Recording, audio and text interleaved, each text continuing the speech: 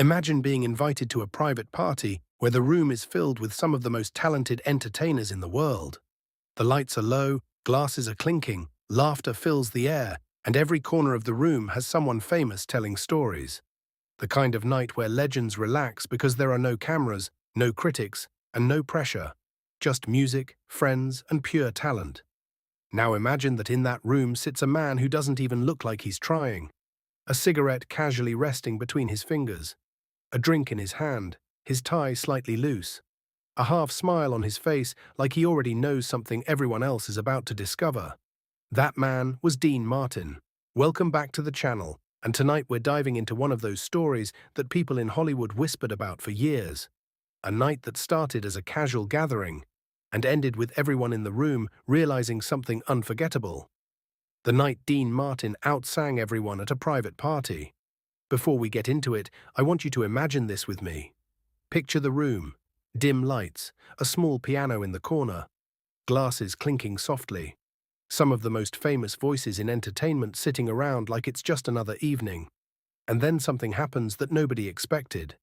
But before we reach that moment, let's set the stage. The party itself wasn't public. No press, no announcements. Just a quiet gathering of entertainers and close friends somewhere in Los Angeles during the golden age of Hollywood. The kind of gathering where names that normally filled marquees were simply people sitting on couches telling jokes. Among the guests were singers, comedians, actors, and musicians, people who were used to being the best in the room. And somewhere in that room was Dean Martin, already a star, but still carrying that laid-back attitude that made people underestimate him. If you know anything about Dean Martin, you know that he had a reputation. To the public, he was the relaxed crooner who seemed to drift through performances with effortless charm. Some people even believed he didn't take things seriously. But those who truly understood music knew something different. His voice wasn't loud or flashy. It didn't need to be. It was smooth, warm, effortless. The kind of voice that felt like velvet in a quiet room. Dean Martin had already built his fame through records and films, and of course through his legendary partnership with Jerry Lewis. Their comedy duo had dominated stages and movie screens for years. But on this particular night, the comedy wasn't the point. The music was. Now here's where the story becomes interesting. At some point during the evening, someone moved over to the piano. This wasn't unusual. In Hollywood gatherings back then, music often happened naturally. Someone would start playing, someone else would sing, and before long the entire room would be part of an informal show. One singer started things off. Applause followed. Then another guest stepped forward, delivering a powerful performance that filled the room with energy. More applause. One by one, guests began singing, each voice impressive, each performance strong. Remember, these were professionals, people who spent their lives on stages and recording studios. The atmosphere slowly shifted.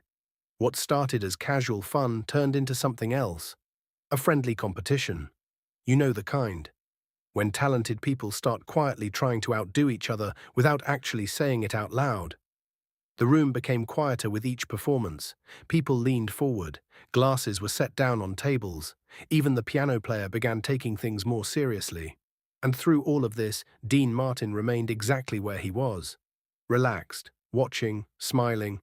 Every now and then someone would glance at him as if waiting. Because everyone in that room knew one thing. Sooner or later, Dean would sing. But he didn't rush. That was never his style. Instead, he let the night unfold. More singers stepped forward. Some delivered incredible high notes. Others sang emotional ballads that filled the room with applause. And still, Dean Martin sat quietly. Someone finally said it. "Dean, your turn." Laughter followed. A few people clapped encouragingly, but Dean simply took a sip from his glass and shook his head. Not yet. Another performance followed, this one powerful, dramatic, impressive. The applause was louder this time, and once again someone looked toward Dean Martin. Now the room started to buzz. Everyone wanted to hear him. Because even though the night had already been full of great voices, there was a feeling that the real performance hadn't happened yet. If you've ever been in a room where a truly great singer is about to perform, you know that feeling. The air changes, the conversation fades. People sense that something special is about to happen. Finally, after more encouragement and a few playful comments from friends, Dean Martin slowly stood up.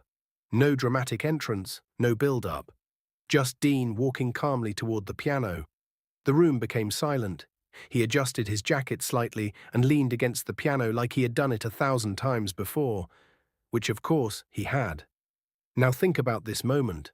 A room full of talented entertainers, some of them known for powerful voices, some known for dramatic stage presence.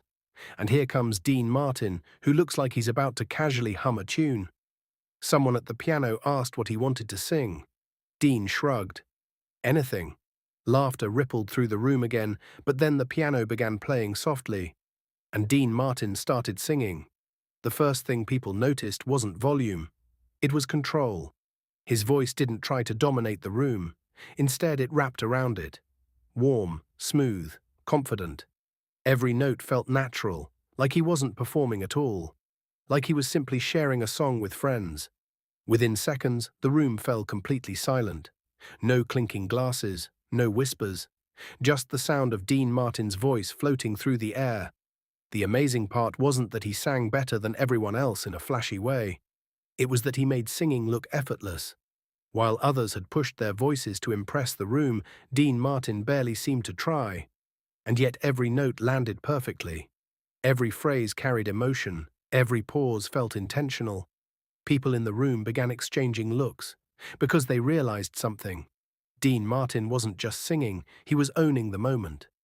The piano continued softly beneath him, and he moved through the song with that signature relaxed style that later made classics like That's Amore and Everybody Loves Somebody unforgettable. But this performance wasn't for a microphone, it wasn't for a record label, it wasn't for an audience of thousands. It was for a small room full of people who knew music. And they were stunned. By the time he reached the middle of the song, something remarkable had happened. The friendly competition disappeared. Nobody was thinking about outperforming anyone anymore. They were simply listening. Dean Martin finished the final line with that calm, controlled tone that felt like the perfect ending to a story. The piano faded. Silence filled the room for a brief moment. Then the applause exploded. Not polite applause, real applause. The kind that happens when people realize they've just witnessed something special.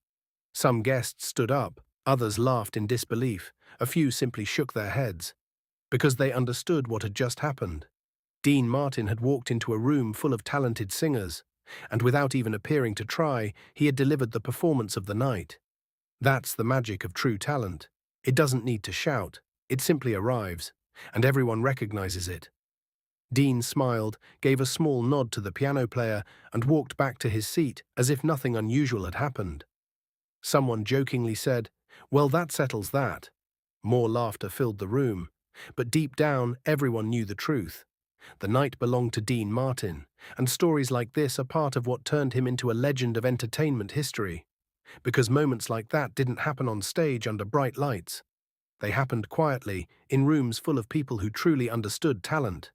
That's why decades later, fans still remember his voice, his charm, and the effortless way he carried himself. Now I want to ask you something. If you could go back in time and sit in that room for just one song, would you want to hear Dean Martin sing live that night? And what song do you think he would have chosen? Tell me in the comments below. I read them, and I love hearing your thoughts. If you enjoyed this story and love discovering these hidden moments from entertainment history, make sure you subscribe to the channel and turn on notifications so you never miss the next story. And before you go, here's one more question for you. Do you think great singers are born with that effortless magic? Or do you think it's something that can only come from years of experience?